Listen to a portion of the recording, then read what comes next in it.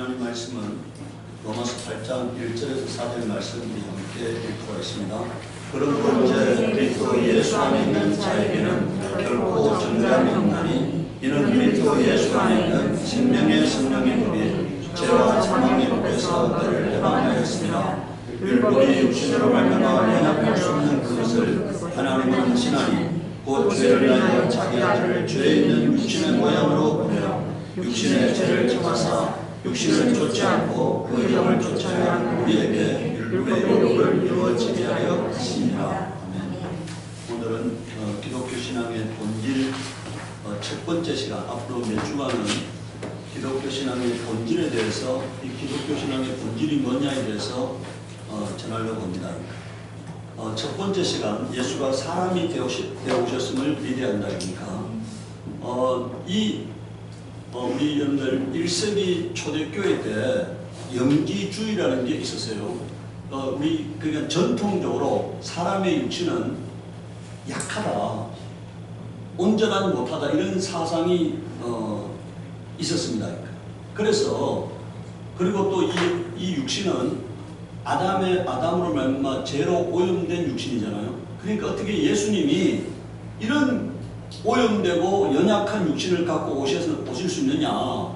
그래서 사람처럼 보였지만 사람이 아니었다. 육체를 입고 오신 것처럼 보였지만 육체를 입지 않았다 하는 이런 사상이 영지주의야. 이게 1세기에 기독교를 아주 오염시킨 이단 사상이 영지주의입니다. 그러니까 1세기부터 이 기독교 안에 이단들이 많이 있었던 거예요. 초대교회 때부터 많이 있었던 거예요. 그래서 오늘 우리가 예수가 사람이 되셔오셨음을 우리가 인정하지 않으면 기독교는 출발할 수 없어요. 왜 예수가 사람이 되셔오셔야 하느냐 하는 거예요. 그러니까 첫 번째, 예수는 사람의 몸을 갖고 오셨다. 그러니까 요한복음 1장 14절에 말씀이 육신이 되셨다고 말하고 있잖아요. 말씀이 육신이 됐다. 육신이 됐다는 말은 사람이 되셨다는 얘기니까. 피와 살을 가진 사람이 되셨다는 얘기니까. 로마서 1장 3절에 이 아들로 말하면 육신으로는 다윗의 혈통에서 나셨고 이렇게 말했습니다. 그래서 우리가 예수님을 다윗의 자손이라 하잖아요. 여러분들 이게 다윗의 혈통에서 나셨다니까 다윗의 가정에서 오셨다는 얘기지 혈통적으로 남자와 여자의 관계에서 태어난 건 아니니까 혈통적 유전적인 자손은 아니죠. 디모데전서 3장 16절에 크도다 경건의 비밀이요 그렇지 않다 하는 이 없도다. 그는 육신으로 나타난 바 되시고 이렇게 되어 있잖아요. 육신으로 나타난 바 되시고 이렇게 말했습니다. 요한일서 4장 1절 3절에 사랑하는 자들아 영을 다 믿지 말고 오직 영들이 하나님께 속하였나 시험하라. 많은 거짓 선지자가 세상에 나왔음이니라 이렇게 말하고 있잖아요. 많은 여러분들 이번 주에 제가 아침에 그 밴드에 올리는 말씀을 보면은 그냥 그 말씀이 단순하게 우리 교회 성도들을 향한 말씀이 아니었음을 아마 여러분들이 알았을 거예요. 아마 제가 하나님 그 밴드에 하나님 말씀을 올릴 때요 제가 말씀을 쓰잖아요. 제가 그 말씀을 쓰면서 그냥 눈물이 주르륵 흐를 때가 수없이 많아요. 그러니까 하나님께서 이 땅의 사람들에게 하고자 하는 말씀을 그냥 저를 통해서 대신 올리는 것에 불과한 거예요. 그런데 이번 주에 제가 여러분들 이제 몇 편의 유튜브 뉴스 올려온 거 이런 걸 보면서요. 지금 전 세계에서 기독교가 가장 활발하게 전도되는 나라가 네팔이래요. BBC에서 올린 그 방송을 보면은 네팔이 전 세계에서 기독교의 복음 속도가 가장 빠른데 그 힌두교 사제가 그런 얘기를 했어요. 앞으로 몇십 년 후에는 네팔이 기독교 국가가 될 거라고 하니까. 이 상태로 방치하면 그래서 네팔은 이 개종 금지법을 만들었어요. 남을 개종시키는 자는 5년 이하의 징역에 처한돼가지고 그러니까 선교사들이 5년의 징역형을 또 그 땅에서 복음을 전도하다가 그 땅의 그리스도인들이 5년의 징역을 당하는 사례들이 많다는 거야. 근데 가장 빠른 속도로 불교, 해교, 힌두교인 그 네팔이 그리스도 국가가 되어가고 있다는 거예요. 또 어제 보면은 먼저 보면은 뭐냐면은 지금 이란이 급속도로 기독교가 전파되고 있다는 거예요. 해교권들이 급속도로 제가 오랫동안 기도했잖아요. 해교 국가에 복음이 전거되게 하려고 기도했는데 급속도로 복음이 전거되고 있다는 거예요. 여러분들, 하나님, 사람은 할 수 없는데 하나님은 하십니다. 사람이 할 수 없는, 하나님이 원하시면 되는 거예요. 우리는 부정적인 생각을 절대로 가져서는 안 됩니다. 여러분들, 해교 국가라는 게 어떤 것입니까? 복음을 전하면 죽이는 거잖아요. 돌려쳐 죽이는 거잖아요. 그러니까. 그런데 그곳에 예수 그리스도를 믿는 사람들이 급속도로 뭐 100만 명 이상이 예수 그리스도를 믿는다는 거예요. 가까운 시간에 100만 명 이상이 복음을 받아들이고, 그리고 또 수많은 사람들이 예수를 믿고자 하는 생각을 갖고 있다는 거예요. 이란만 그런 게 아니라 그 주변의 국가들도 상당히 빠른 속도로 복음이 전도되고 있다고 말하고 있어요. 그런데 여러분들, 또 이번 주에 두 가지 안 좋은 제가 유튜브를 봤습니다. MBC에 올라온 내용을 보면은 저 분포의 어떤 교회는 젊은 여자들을 하늘의 별이라고 하는 별도 소모임을 만들어 놓고 이 목사가 이 성도들을 기쁨조로 사용한 거예요. 그러니까 20명 이상을 성폭행했다는 MBC의 뉴스가 올라온 거예요. 그러니까. 또 여러분들, 그런가 하면 한국교회에서 가장 큰 교단의 총회장이 모텔에 성도들이 여러분들 가가지고 촬영한 것만 10번이 넘는다는 거예요. 그 교회 권사님하고 근데 그 하는 말이 사적으로 얘기할, 그러니까 상담을 하기 위해서 한적한 곳에 찾다가 거기 갔다는 거예요. 관계는 안 했다고 한다는 거예요. 지난번에 몇 년 전에 이런 또 우리가 방송에 나왔죠. 그것이 알고 싶다 보면 어떤 목사가 성도하고 관계에서 애가 태어났습니다. 유전자 검사를 하니까 목사 유전자예요. 그 목사가 방송에서 뭐라 하는지 아세요? 하나님, 왜 이 아이가 내 유전자야 합니까? 이 미친놈이잖아요. 그러니까 이게. 여러분들, 우리가 이 교회, 여러분들, 오늘 우리가 여기서 이걸 봐야 합니다. 이 요한 일서를 잘 봐야 합니다. 그러니까. 여기 뭐라고 되어 있습니까? 하나님의 영은 이것으로 알지니 예수 그리스도께서 육체로 오신 것을 시인하는 영마다 하나님께 속한 것이요, 예수를 시인하지 아니하는 영마다 하나님께 속한 것이 아니니 이것은 저 그리스도의 영이라 이렇게 말하고 있어요. 오늘 여러분들, 세상 사람들의 관점에서 바라보면 안 됩니다. 그러니까. 한국교회 가장 큰 교단의 총회장이, 여러분들, 그 사람이 총회장이 됐다는 얘기는 뭡니까? CM을 받았고 역량이 있으니까 총회장이 된 거잖아요. 근데 그 놈이 누구란 얘기입니까? 저 그리스도의 영이라는 얘기니까. 그 마음속에는 하나님이 계신 게 아니라 마귀가 있는 겁니다. 그러니까. 오늘 여러분들, 교회 안에 지금 성경이 분명히 말하고 있잖아요. 거짓 선지자가 세상에 많이 있다. 그러니까. 여러분들, 성경이 이렇게 말하고 있어요. 마귀도 광명의 천사를 가장한다, 의의 일꾼을 가장한다, 이렇게 했잖아요. 그러니까. 사탄의 사람들이, 사탄에게 속한 사람들이 의의 일꾼을 가장하는 겁니다. 광명의 천사, 사탄이 광명의 천사를 가장하는 것처럼 의의 일꾼을 가장하는 거예요. 그래서 오늘 우리 여러분들 분별이 필요한 거예요. 말 잘한다고 해가지고 여러분들, 그가 하나님이 그 속에 있는 게 아니에요. 그러니까. 여러분들, 그 삶이 깨끗하지 아니하면은 그는 저 그리스도입니다. 거룩하게 살려고 말하지 않는 놈들은 다 나쁜 놈들이니까. 그건 교회를 타락시키는 사람들입니다. 여러분들, 교회의 표식이 뭐냐? 의롭고 거룩하고 경건한 곳이 교회인 거예요. 그것을 상실한 것은 다 저 그리스도의 영에 속한 사람들입니다. 목사고 장로고 다 저 그리스도에게 속한 사람들이에요.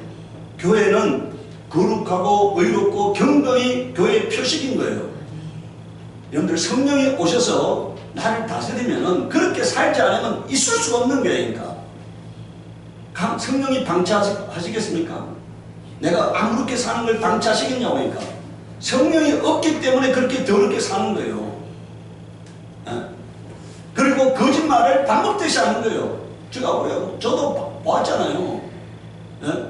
제가 다니는 교회 목사도 나중에 80이 넘어가지고 여러분들 호텔에 가가지고 20대 여자랑 숙박을 하는데 거기 가서 그냥 얘기만 하고 왔다 이렇게 말하잖아요.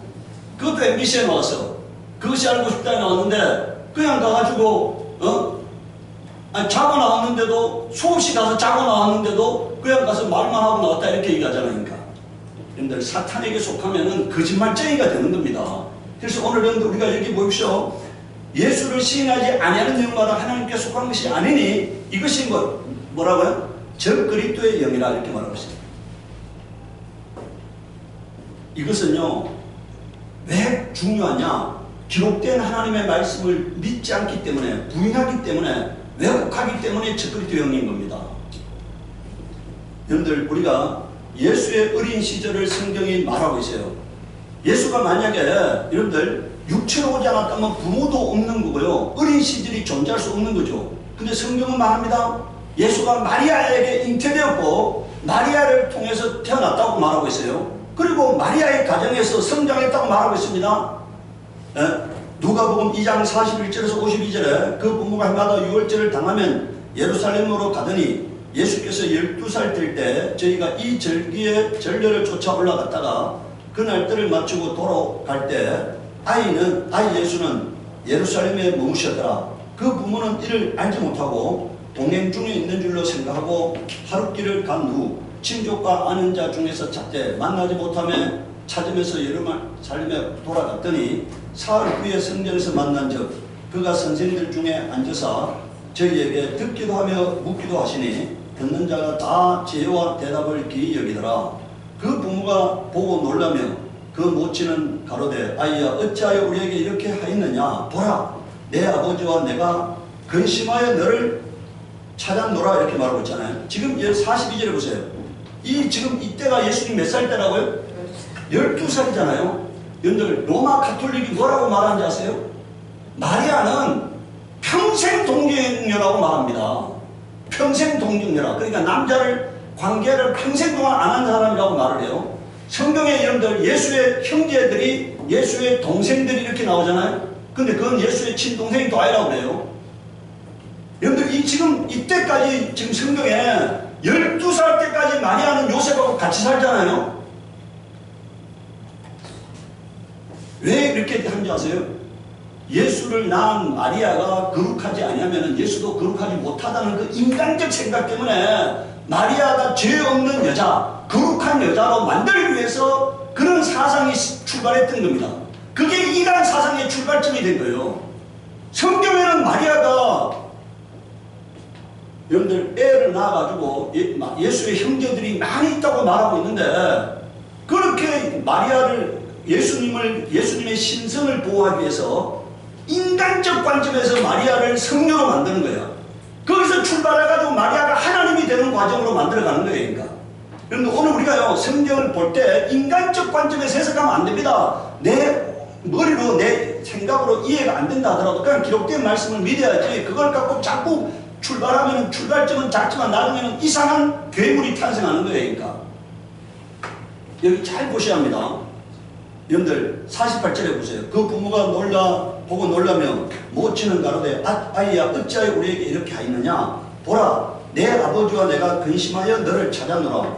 예수께서 가라사대 어찌하여 나를 찾으셨나이까. 내가 내 아버지 집에 있어야 될 줄을 알지 못하셨나이까 하시니. 여러분들 50절에 보세요. 양친이 그 하신 말씀은 뭐라고요? 그러면 여기 보세요. 마리아가 이 예수님이 하시는 이 말씀을 못 알아들었다는 얘기예요. 그러니까 마리아가 여러분들 엄청난 영적으로 대단한 사람이었다고 생각하면 안 됩니다. 그러니까 예수님이 하시는 말귀를 못 알아들었다는 얘기니까. 그러니까 평범한 여자였다는 얘기니까. 평범한 여자. 그 이상도 그 이하도 아님을 성경은 증언하고 있잖아요. 양친이 그 하신 말씀을 깨닫지 못하더라 이렇게 말하고 있잖아요. 이게 아주 신령한 사람이고 이런 상태가 아닙니다. 그러니까 그냥 평범한 여자애니까. 그냥 예수님을 10개월 동안 잉태했던 그냥 평범한 여자인 거예요. 그리고 그 이후에는 요셉과 정상적인 부부로서 많은 아이를 낳았던 거예요. 그래서 성경에는 예수의 동생들이라고 말하고 있습니다. 그러니까.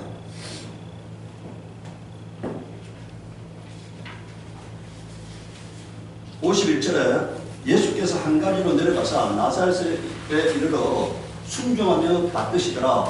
그 모친은 이 모든 말을 마음에 두니라. 그러니까 이게 어떻게 되어갈지를 곰곰이 생각했다는 얘기죠. 그 다음에 52절에 예수는 그 지혜와 키가 자라가며, 예수님도 우리와 똑같은 뭐가 있었다는 얘기입니까? 성장 과정이 있었다는 것을 말하고 있어요. 성장 과정이 어느 날 뿅 하고 나타난 게 아니라 뭐라고요? 정상적인 잉태 과정이 있었고 태어나는 과정이 있었고 자라는 과정이 있었다 이거니까. 그럼 왜 예수님이 육신을 입고 오셔야 했느냐는 거예요. 왜 예수님이 육신을 입고 오신 게 중요하냐는 겁니다. 그러니까 중요하냐. 첫 번째는요. 세 가지 각도에서 우리가 생각해야 하는데 첫 번째는 겸손입니다. 하나님 아버지 앞에서의 겸손이에요. 빌립보서 2장 6절에서 8절에 그는 근본 하나님의 본체시나 하나님과 동등됨을 취할 것으로 여기지 아니하시고 오히려 자기를 비어 종의 형체를 가져 사람들과 같이 되었고 그러니까 뭡니까? 자신을 낮춘 모습이 뭐라고요? 사람이 되신 거다 이거니까. 여러분들 8절에 보세요. 사람의 모양으로 나타나셨으면 자기를 낮추시고라 되어 있잖아요. 이 예수님의 낮아지심이 사람이 된 거예요.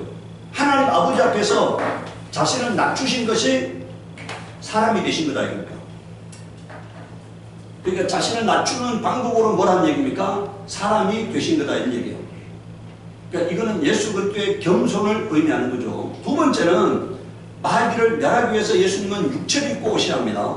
히브리서 2장 14절 15절에 자녀들은 혈육에 함께 속하였으며 여기서 혈육이란 말은 사람이란 얘기죠. 함께 속하였으며 그도 한 모양으로 혈육에 함께 속하시면 사망으로 말미암아 사망의 세력을 잡은 자 곧 마귀를 없이 하시며 죽기를 무서움으로 일생을 베어 종로로 타는 모든 자들을 놓아주려 하시니 이렇게 말했어요.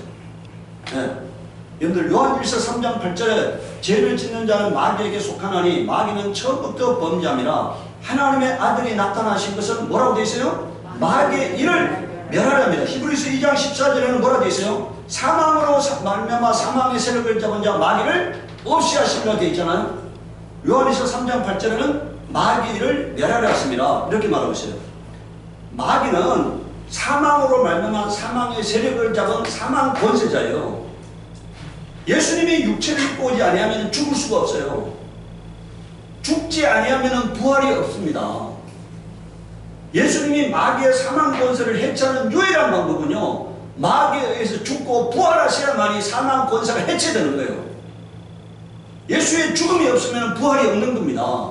예수가 육체를 입고 오신 목적은요. 죽음을 경험해서 부활을 통해서 사망이 여러분들 이게 사망이 끝이 되면은요. 사망은 권세가 돼요.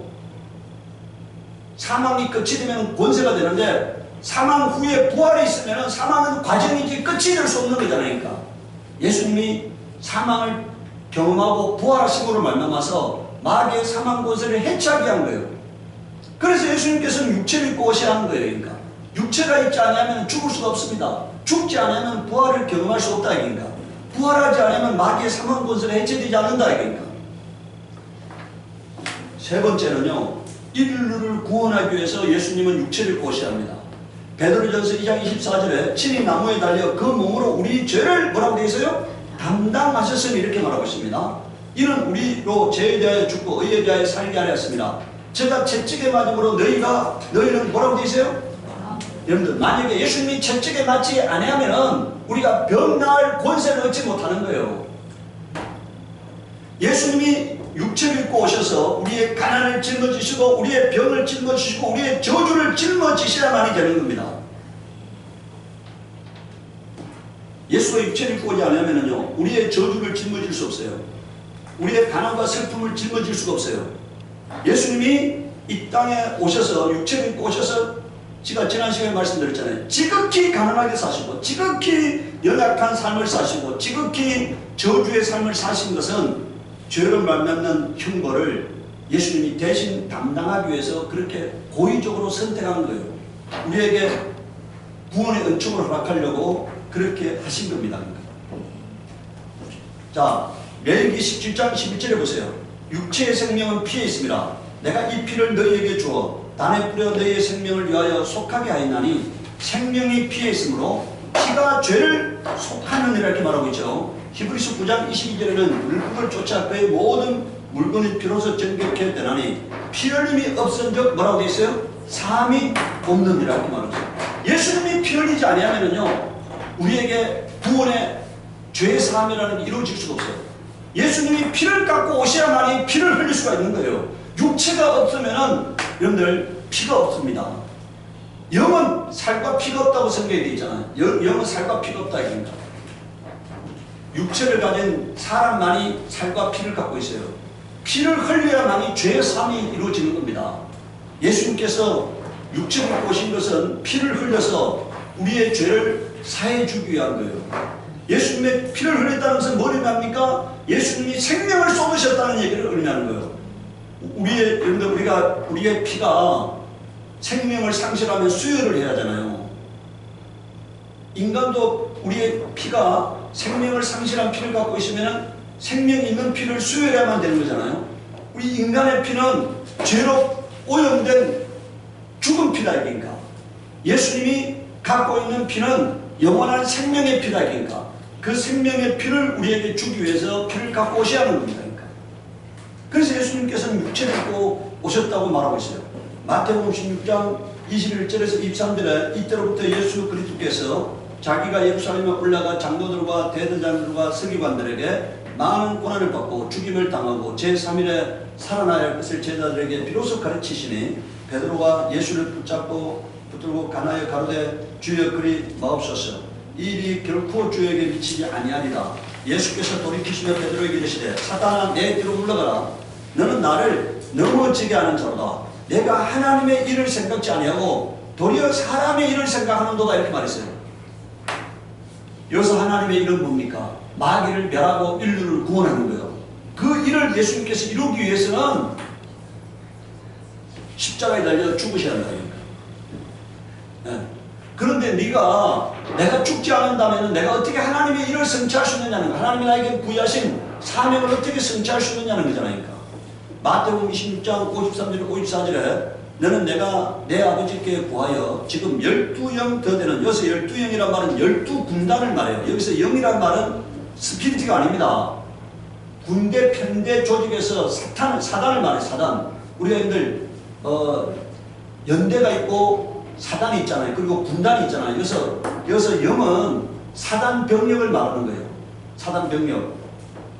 천사들 보내게 할 수 없는 줄 아느냐? 내가 만일 그렇게 하면 이런 일이 있으리라는 성경이 어떻게 이루어지려 하시더라. 그러니까 예수님께서 죽지 아니하면은 성경이 성취되지 않는다 이거니까. 인류 구원이라는 성경, 마귀를 멸하고자 하는 하나님의 계획이 이루어질 수 없음을 말하고 있는 거잖아요. 로마서 5장 6절에서 10절에 우리가 아직 연약할 때 기약대로 그리스도께서 경건치 않은 자를 위하여 죽으셨도다. 의인을 위하여 죽는 자가 쉽지 않고 선을 위하여 용감히 죽는 자가 혹 있거니와 우리가 아직 죄인 되었을 때 그리스도께서 우리를 위하여 죽으심으로 하나님께서 우리에 대한 자기의 사랑을 확정하셨느니라. 그럼 이제 우리가 그 피를 인하여, 여기 뭐라 되어 있어요? 우리가 그 피를 인하여 의롭다 하심을 얻었은 적이 되어 있잖아요.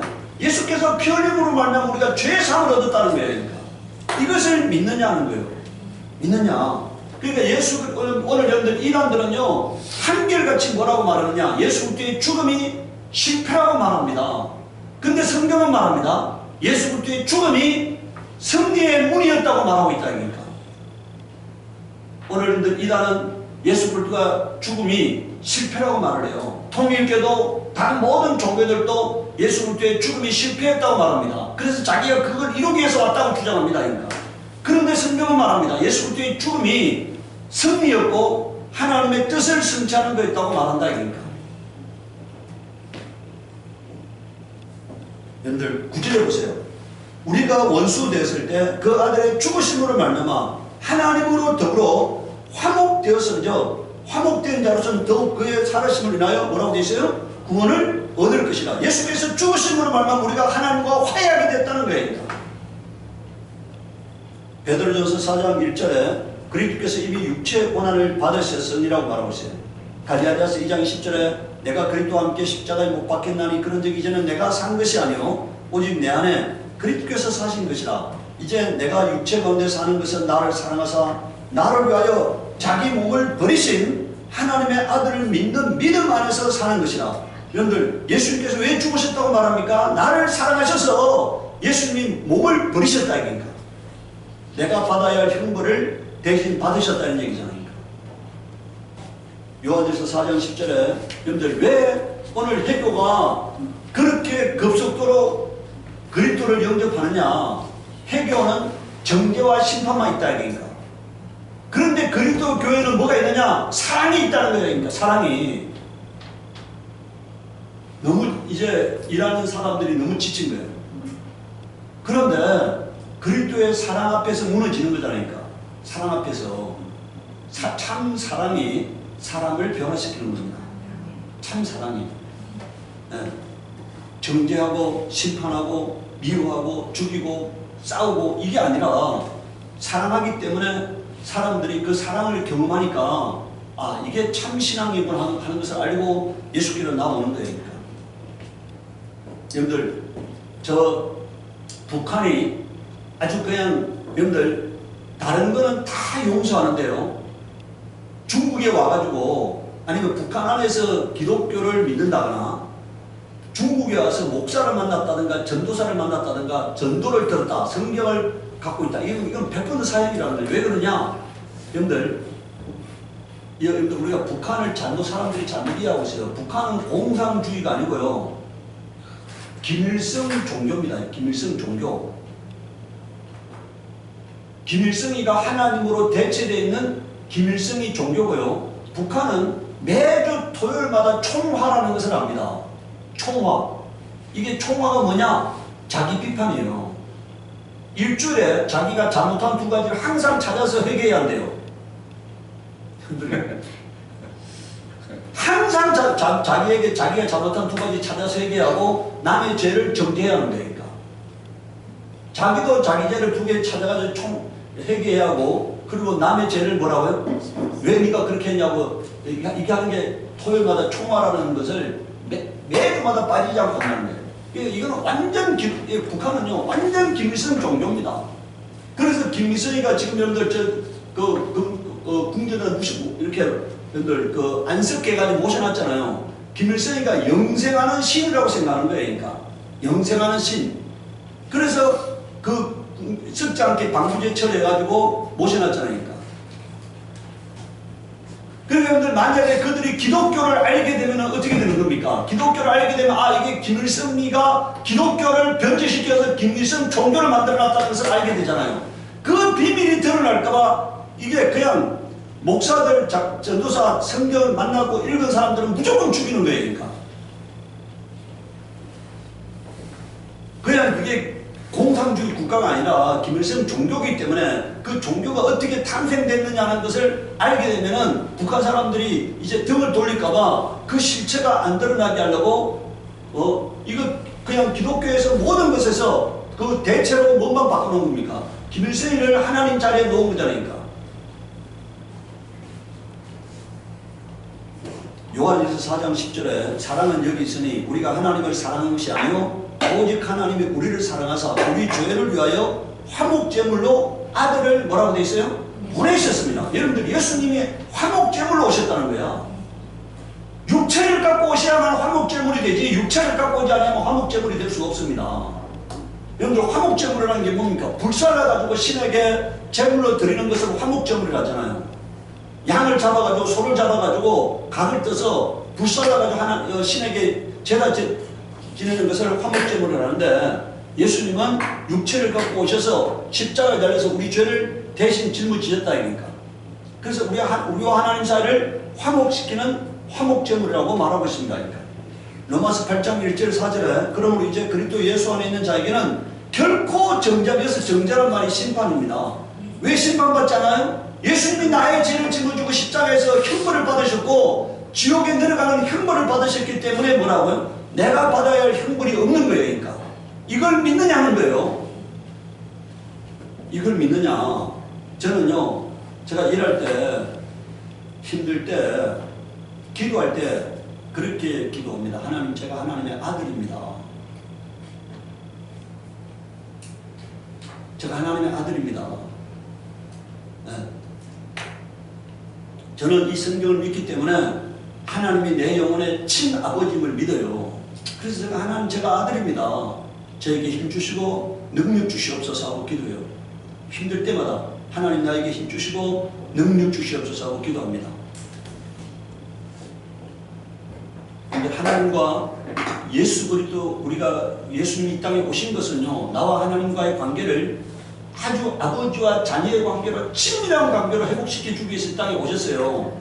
이제 그것을 사용하시기 바랍니다. 내가 하나님의 딸입니다. 하나님의 아들입니다 하고 하나님 앞에 고백하시기 바래요. 그리고 하나님 나에게 내 삶에 개입하시옵소서, 나를 인도하시옵소서, 나를 주관하시옵소서, 나를 다스리시옵소서 하고요. 그리고 내가 주의 말씀에 복종할 준비가 되어 있습니다. 나에게 명령하시옵소서. 이렇게 해서 하나님과 나의 관계가 인격적 관계가 되어야 합니다. 그러면은 하나님이 내 삶에 아주 세밀하게 개입하시잖아요. 그런 하나님과의 인격적 만남이 있고 관계가 있고 하나님의 역사가 있으면요, 그 사람은 타락할 수가 없어요. 매 순간마다 하나님이 개입하시는데, 매 순간마다 하나님이 그 삶에 역사하시는데, 하나님의 임재를 느끼는데 그 사람은 어떻게 타락하겠습니까? 하나님이 믿어지지 않고, 천국이 믿어지지 않고, 영생이 믿어지지 않으니까 망령된 자식이 되는 겁니다. 여러분들 우리가 여기 한번 보세요. 이는 그리스도 예수 안에 있는 생명의 성령의 법이 죄와 사망의 법에서 너를 해방하였습니다 이렇게 말했어요.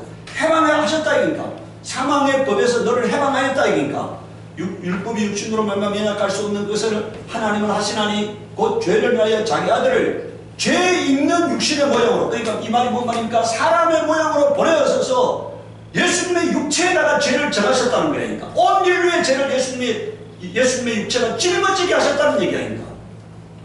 육신을 쫓지 않고 그 영을 쫓아가는 우리에게 율법의 요구를 이루어지게 하려 하십니다. 율법이 뭡니까? 죄인은 죽어야 한다는 게 율법이에요. 그 율법 때문에 예수님이 우리의 죄를 짊어지고 죽으셨다 이니까.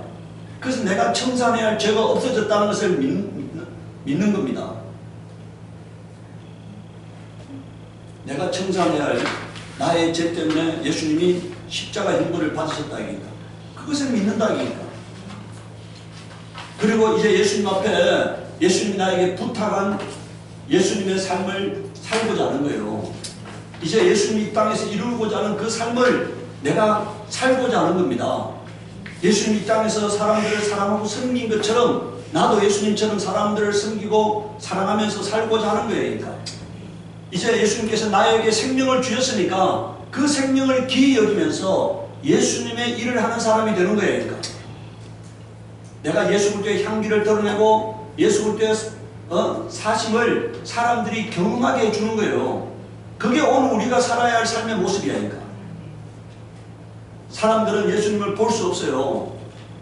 예수 믿는 나를 통해서 사람들이 예수님을 경험하게 합니다. 만약에 우리가 그런 삶을 살지 않는다면요, 내가 예수 믿는다는 것을 확신할 수 없어요. 내가 예수님이 이 땅에 살 때 살고자 했던 그 삶을 내가 산다고 하면은 예수님이 내 안에 와 있는 거예요.